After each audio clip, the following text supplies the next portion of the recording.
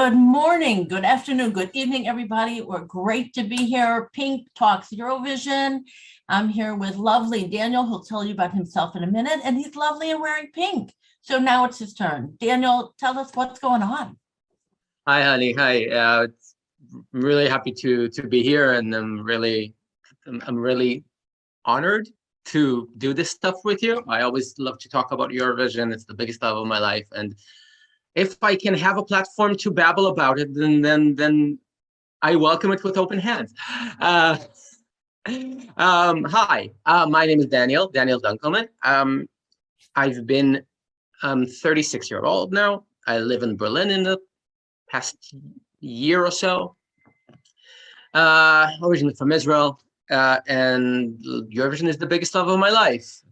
It's been part of my life since childhood, and I'm like a Eurovision geek. Just think of all the geeks who know every certain obscure trivia fact of your favorite show or your favorite anime or your favorite video game. That's me with Eurovision. Wow. So Eurovision geekness. Eurovision geek, I've never met one before. Well, I'm American. So babble away. Give Slowly crawling into the US as well. Slowly crawling. It is. I know. I want to get to that, but that's going to be in the second half. I mean, unless you need to do it now, tell us what is Eurovision? Geek us out. Geek us out. What is Eurovision? Eurovision is the biggest party in Europe, perhaps in the world. It started. I've never been invited though. Is it Everyone is invited. No one needs an invitation. It's an open door. Eurovision. The whole idea is Eurovision. It started in 1956 after Europe as a continent was in sort of a PTSD after World War II. The European Broadcasting Union thought it would be nice to take like a sort of inspiration from the Sanremo Festival, which is a big, going on until today, song festival in Italy, take the format and just ask every broadcaster, every country in Europe to send an act, to send a singer. And that's how they will bring together Europe to heal it through light entertainment, through the newly introduced satellite TV technology in the 1950s in Europe. It started in 1956 with only 7 countries. Every country sent 2 songs. It was hosted in Switzerland, of course, the most neutral country in the world. And from then, year after year, more and more countries wanted to participate. And it turned like into this huge bonanza that is watched to this date by almost 200 million people all around the world in 160 territories all over the world. And it's just the biggest thing in Europe. It's like probably, I think, maybe the only thing that could connect right now Europe, no matter, or the people in Europe, not talking about politics in Europe. We can get to that also. But connect the people of Europe, bring them to this huge campfire that everybody is watching and everybody has something in common. It's this common ground where you could just take the Olympics and mix it with like American Idol, The Voice, or something like that. Oh, that sounds great. Yeah, and it turned into the biggest thing in Europe. As I said, 200 million, and it's a global sensation. And wow. And it's been expanding and expanding and expanding. Right now, in Turin, in this upcoming May, there are going to be 41 participating countries. Wow. And everybody is going to send an act. 2 semifinals and the grand final. 10th, 12th will be the semifinals. 14th will be final, and the winner gets to host the next edition. I think this is gonna point to where we're going next time we're here together, but do you have an idea where it will be? Are there already leaders, songs that are, getting more playtime or more interest? Don't tell us everything, just hint here, hint. No problem. Okay. Currently, as I said, there are 41 participating countries, though to this date, and we're talking about the time of recording, which is February 18th. There are only 13 songs that we know. The one song that everybody's talking about is the host country, Italy. The name of the song is Brividi, which is Shivers. It's a duet by two lovely guys, very romantic, very heartfelt, very full of emotion, in Italian.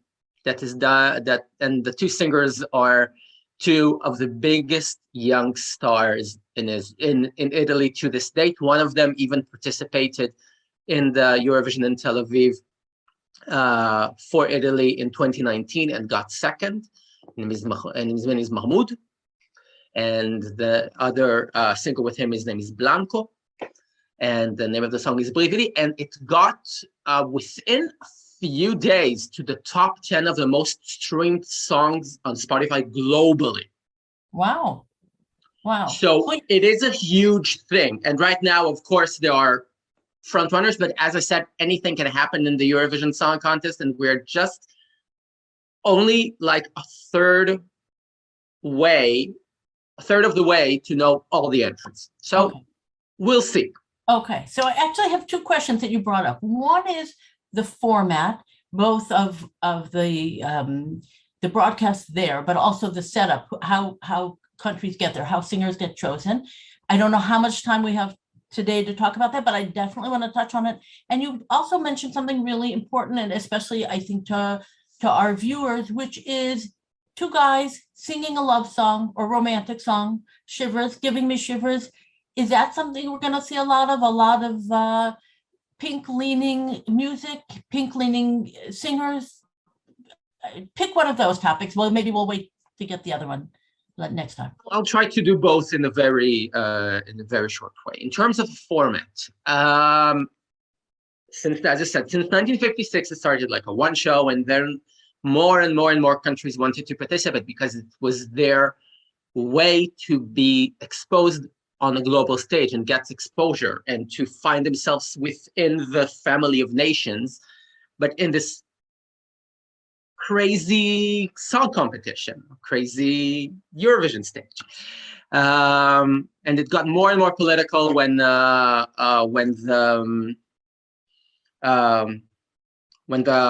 Iron Curtain fell and the Soviet bloc fell apart, and more countries wanted to get into Eurovision as bluntly as they can, as a way to be accepted into Europe as the family of nation. And actually, there are some countries that took the winning in Eurovision as a reason to be accepted to the European Union.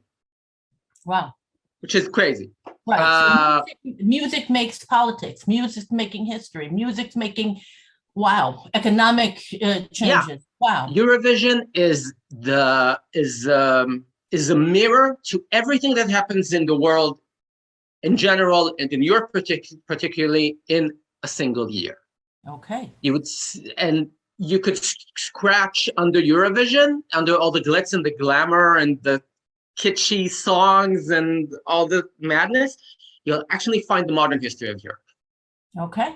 And in terms of the format, right now, after, as I said, got some changes in the formats, but right now we have around 40 countries, plus minus, entering every year. So there are two semifinals. There's a Eurovision week. There are two semifinals one on Thursday, one on Tuesday, one on Thursday. From each semifinal, 10 are qualifying, 10 countries are qualifying, and the final is always Saturday night, the same week. In that final, there are generally 6 countries that are already automatic qualifiers. We can talk about a bit later, and why and how they became automatic qualifiers. Basically because they fund the Eurovision the most, and the host country, of course. And the 20 qualifiers. So in the final on Saturday, we have 25 or 26, depends which year, who's the host nation. And they battle it out in a huge battle royale of kitsch, glamour, glitz, and a bit of escapism for the terrible world that Europe is living in right now. So that's the format. Okay. And in terms of like the pink thing. Because we have to ask about the pink thing. First of all, you're wearing pink. And second of all, we are pink. So tell us pink. Yeah. It's something that can be talked as an episode of itself. And I really hope that we might do one. Absolutely. Yeah. But generally speaking, the Eurovision Song Contest is loved and treasured by the LGBTQ plus community. And everybody, and since Eurovision got a lot more mainstream exposure in the beginning of the 2000s, like the new golden age, then all the people thought, hey, it's a gay competition. It's not a gay competition. It's a mainstream. It is a mainstream competition. It's a PG show, and as I said, it covers 200 million people all around the world. Of course, the LGBTQ plus community has more incentive or more interest in it. So if there are any LGBTQ plus issues, they are more talked, but it's not necessarily the whole entity and the whole idea of it. Right. If you would read the lyrics of that Italian song, which is a very touching duet, very painful duet, I'm not very, very sure you would think it's a gay thing. It's a romantic song. It's an emotional song. But just because like the two singers who are singing it are two males or two guys who are singing it, and so it is interpreted, but it's not necessarily the main thing. And that, I think, can sort of sum the whole thing. It can be very interpreted as very LGBTQ affiliated, and because it is interpreted as as one, then of course it is one, even if it isn't. It's just like the interpretations makes the essence. But no, it's a mainstream show for everyone. The good thing about Eurovision is that, as I said, if it has the modern history of Europe, and it brings up a lot of social issues in its very unique way. The LGBTQ community is totally a part of it. That sounds fantastic. I'm very excited. I like a party, so why not? And can you spend a minute or two talking about, you mentioned an American version, but sort of, the American... the American Song Contest. Yeah. That's the name, the American Song Contest. After, I think, around 2 decades that the Eurovision Song Contest in Europe is flirting with the idea of having like the same format or the same contest in the US. At last, in 2022, we're going to have one. It's called the American Song Contest. It's going to be 8 shows every Monday. I think it's Monday. Since March 21st, and for 8 weeks until the finale would be on May 9th, which is the Eurovision week in Europe. So just the day before the first semifinal in the Eurovision Song Contest in Europe, we will have the finale of the American Song Contest. So I'm really, really excited for that week. If we're talking about the format that every country is sending in the Eurovision Song Contest, every country is sending an act. The US is doing the same thing, but with states and territories. 56 songs from 56 states and territories. It means the 50 states plus 5 territories plus the capital. Everyone will send a song. And they're going to battle it out in a battle royale to find the next hit song of America. It's going to be hosted by Kelly Clarkson and Snoop Dogg, 2 of the like, household global names, which is mind-blowing for me. Right. And it's going to be broadcasted from the Universal Studios in LA.